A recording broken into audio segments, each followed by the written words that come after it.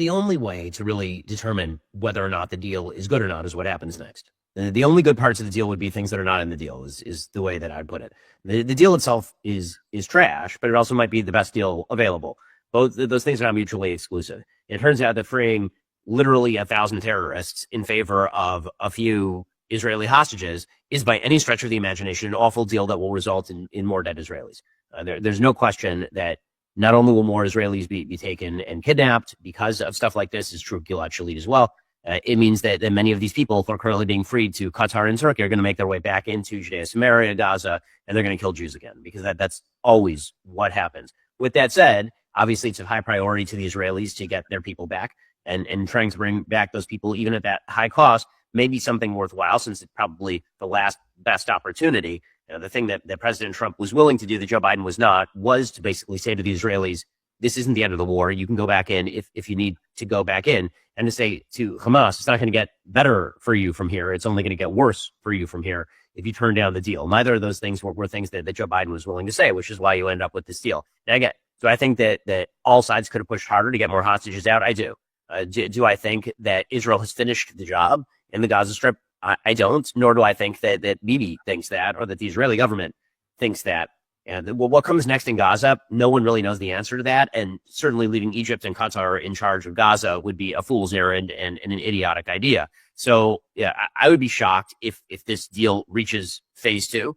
If it turns into a quote unquote permanent ceasefire without any real framework for operations on the ground, then obviously that would be a gigantic failure by the Israeli political establishment, because what the IDF actually performed in Gaza was a near miraculous feat of arms. To go into a heavily urban area, have essentially a terrorist to civilian kill ratio of 1-to-1 in that area.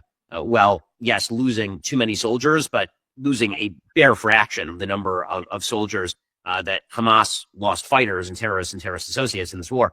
To then leave control of Hamas, of Gaza back to Hamas at the end of that would be a terrible loss. I don't think that that's Bibi's intent. I think Bibi knows that can't be his intent. The government will fall if that's Bibi's intent. And so, yeah, again, it's hard to assess the deal until you know what comes next. All I will say is I've yet to see a Middle Eastern, quote unquote, agreement that ever reaches phase two. There has never been a phase two in any of these agreements. Oslo never really reached phase two. A ceasefire agreement with Lebanon will not reach phase two. There's never a phase two. There's either phase two hasn't even been negotiated here. I mean, it's extraordinarily vague. So I think that everyone can hold all these conflicting emotions at once. Everybody's very happy to see the hostages home. We should be happy to see the hostages home. Everybody is devastated to see Israel give up control over militarily necessary areas like the Netzarim corridor.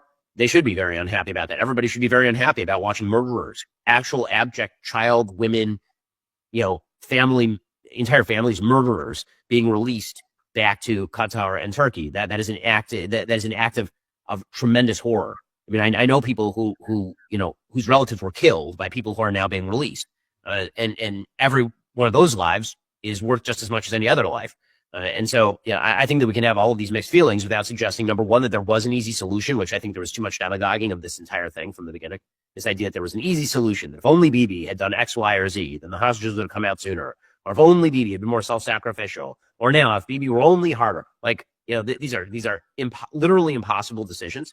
And the minute that Israel decided to want its hostages back, there was always going to be a bad result at the end of a hostage deal, because any hostage deal is in and of itself a bad result. I have significant disagreements with the very basis of hostage deals in general. I think that the entire framework with which we think about this sort of stuff is deeply flawed. The minute you say to your enemy that if you take hostages, you have the ability to win the war on your terms, or even get your terms, all you're doing is leading to a massive incentive for terrorists to take hostages in the future. We all know this. We all know this. And eventually that math is going to have to stop.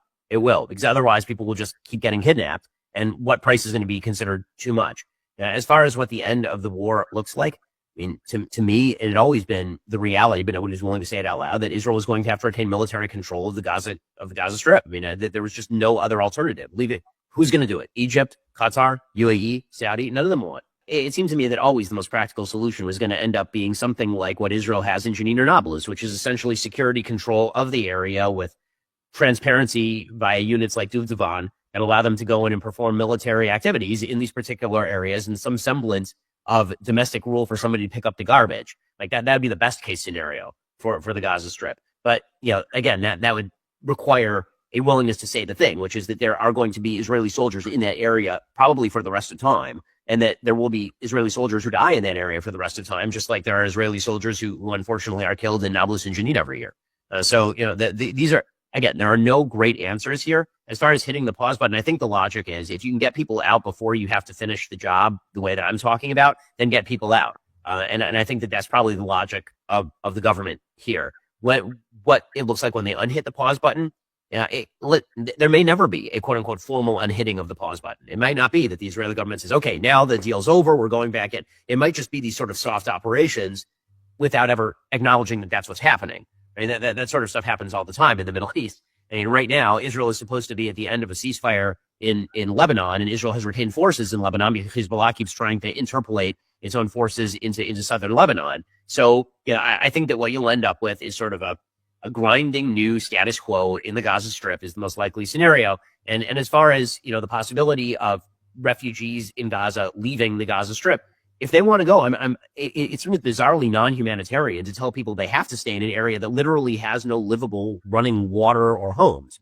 And that's the fault of Hamas. But I mean, what exactly is the alternative? You leave 2 million people in an area that is going to be rubble for the next 20 years?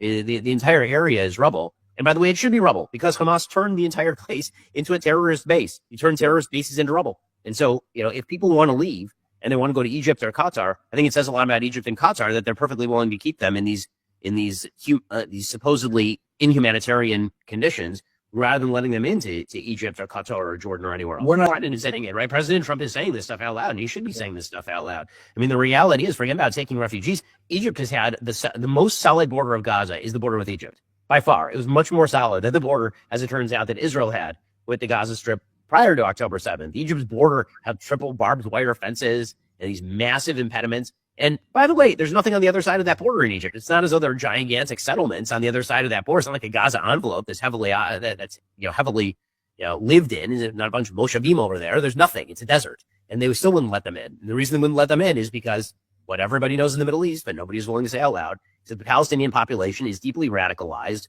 That they have heavy sympathy for terrorism, and everywhere a heavy Palestinian population goes, unfortunately, instability follows. And that's true from Jordan to Lebanon to what presumably would be Egypt. It was true in Kuwait. Kuwait expelled hundreds of thousands of Palestinians after the first Gulf War. And this is a major intractable problem. And again, acknowledging that would at least be an honest way of going about the issue.